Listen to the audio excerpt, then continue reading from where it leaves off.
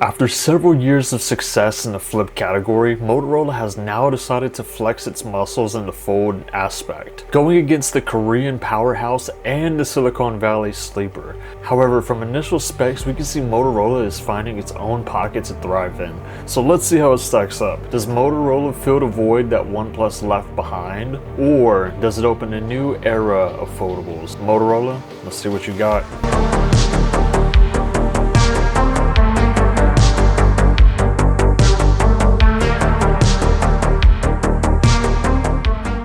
Going into design, Motorola is going to be a tad bit bigger than the competition, rocking a 6.6-inch cover display with an 8.1-inch inner display, compared to its counterparts, the Samsung being a 6.5-inch cover display and an 8-inch inner display. And lastly, the Pixel is going to be rocking the smallest of the bunch, a 6.4-inch cover display with an 8-inch inner display as well. The Motorola is rocking its signature vegan letter design that's a little bit more fashion forward compared to the Samsung and the Pixel having a glass sandwich design.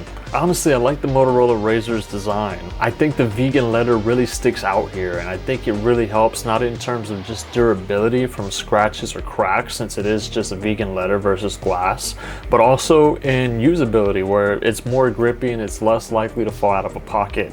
And it being a foldable device, that's typically everyone's nightmare, so I think it does give a little bit of peace of mind. And the vegan letter also translates into a lighter design, which also just happens to be a huge benefit in the foldable area. It seems like Motorola put the most attention to detail in their device. I am a huge fan of the chiseled frame around the camera lens. I think that's just one extra attention to detail that no other one of those guys has. As well as the front glass is also curved in such a subtle way that where it still feels flat but has a very satisfying, I would say, premium feel that you don't get from any other smartphone. Now, in terms of durability, I'm not sure how well that's going to stack up, but at least it feels good and adds to the premium design. Some key features to note is the Motorola is the only one with stylus support, not only on the cover display but also in the inner display as well.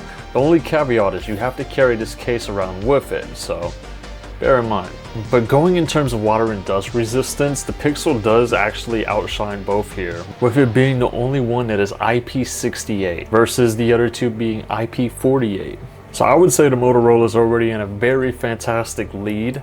But going into performance, let's see how things stack up. This is where things arguably go in the craziest direction, with each one of these processors being uniquely different in their own perspective. Samsung rocking the Snapdragon 8 Elite processor for Galaxy, while Motorola's rocking the Snapdragon 8 Gen 5 processor and Google Pixel rocking the Tensor G5 processor. Now, in day-to-day usage, I think all three of these devices will be completely fine. However, if you decide to do anything a little bit more demanding, I think that's when the Pixel just gets knocked off the list. And then once you move into gaming, I think if you are going to be a devoted gamer and you're playing some AAA titles on your device, it's a no-brainer to go for the extra processing speed of the Samsung. But if you're more of a casual gamer, you should have no issues at all with the Motorola Razr Fold. I honestly don't think there's going to be any noticeable difference between the two unless you're pushing these processors to the full extent.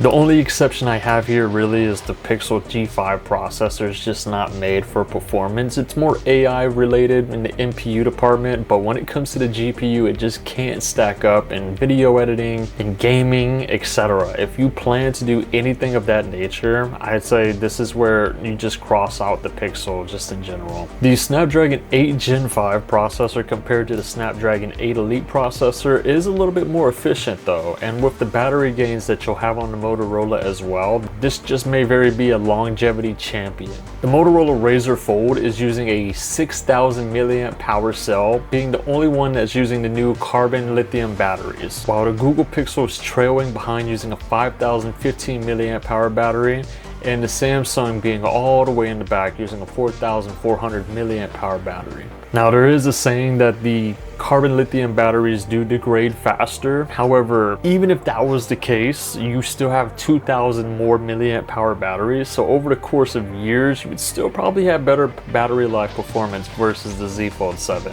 Not only that, but paired with the more efficient processor, this might just well be the best battery life foldable we're gonna get in the States for quite a while. Taking a step back, I think the Motorola Razr Fold is arguably positioned in the best area when you do price consideration. Not only is it cheaper, but you are also going to be getting double the storage right off the bat. And if you are wanting to utilize a larger screen to have writing compatibility, the Razr Fold is still going to be your only option. So Samsung finally did get a little bit of an edge up in the performance category, but let's see if we can keep that lead in the screen department. Now, surprisingly, this is actually where Samsung does the worst, at least on paper that is. All three of these devices are going to be using OLED screens and up to 120 Hz. However, the Motorola on the cover display, weirdly enough, it actually has 165 Hz. I think that's a little bit odd considering in the scenario that you would use a 165 Hz would probably be gaming oriented. And if you were going to be gaming on the Razr Fold, I would expect you to open it up to get the full screen experience.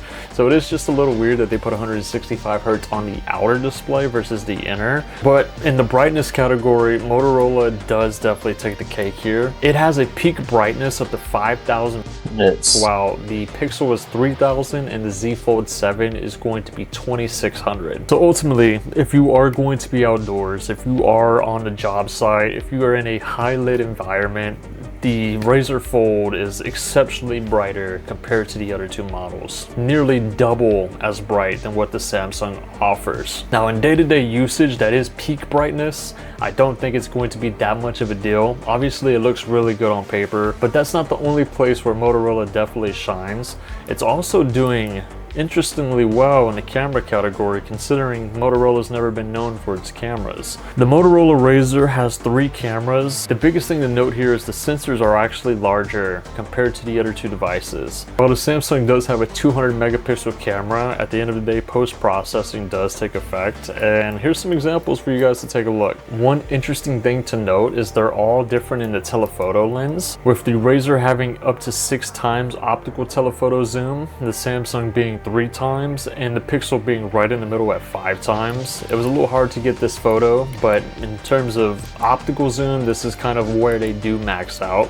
But to say the least, Motorola has definitely come a long way. They really did well with the Razr Fold, not only having the biggest sensors on the foldable category, at least in the States, but also their color science, their high dynamic range, everything looks much better. With the exception of the one selfie I took, I don't know what happened there, but it made me look like I was glowing, and I can assure you guys, I don't look that good in person. One thing to note is the beauty mode is turned on by default, but I did make sure to turn that off, and it still made me look like a glowing Korean superstar. So I appreciate you trying to make me look better, but I do prefer a natural look, at least on my face. But giving the bigger sensors, the Motorola did also just do better in low light photography. Being able to capture more light was definitely a huge advantage, especially when you compare it to the Pixel with its tiny sensor. Definitely just couldn't keep up. Samsung was a good middle ground, however the color temperature just kind of fluctuated quite a bit. Photos are subjective, cameras are subjective, so let me know what you guys think. What's the majority vote? What do you think took the best photos here? Ultimately, I think the Motorola Razr Fold is doing exceptionally well, and it's definitely going to be giving Samsung a run for its money. I hope Motorola Razr Fold continues to deliver this much pressure, as we surely do need it to give Samsung a little bit more competition in the States. However, I think if Motorola wants to prevail, I think they do got to work on their software just a bit more. I did find the animations to be very unique, and it was pretty cool until I realized if you try to maneuver the phone quickly, the phone does kind of act up a little bit. Obviously this is an extreme example, but this is something that people actually do, and it does not look good, to say the least. There's no reason the phone should be spazzing out like that, especially at the price point. I think Motorola really needs to put a little bit more effort into their first party applications, whether that be the Weather app. I know they finally just made an app for the Weather. However, it still just looks really dated compared to where everyone's at currently, like Google, as well as Samsung and even other manufacturers as well. I think Motorola really needs to put a little bit more work into that if they really want to make a difference in the high-end category.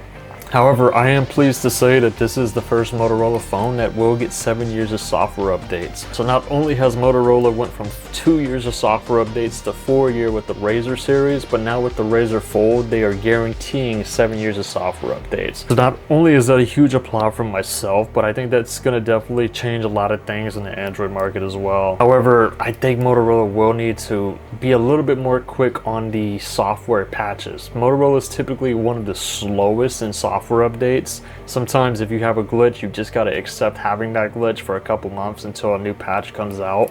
So realistically, if Motorola can work on their software as well as software updates being a little bit quicker, I think they'll really have a chance to make a huge impact here. But let me know what you guys think in the comment section down below. I think this is an amazing start for Motorola, and I have made it my daily device going forward, so I should have my full review coming soon, so stay tuned. But until then, I'll catch you guys in the next one. Let me know what you guys think in the comment section down below. I hope you have a good day. Catch you guys later. Peace.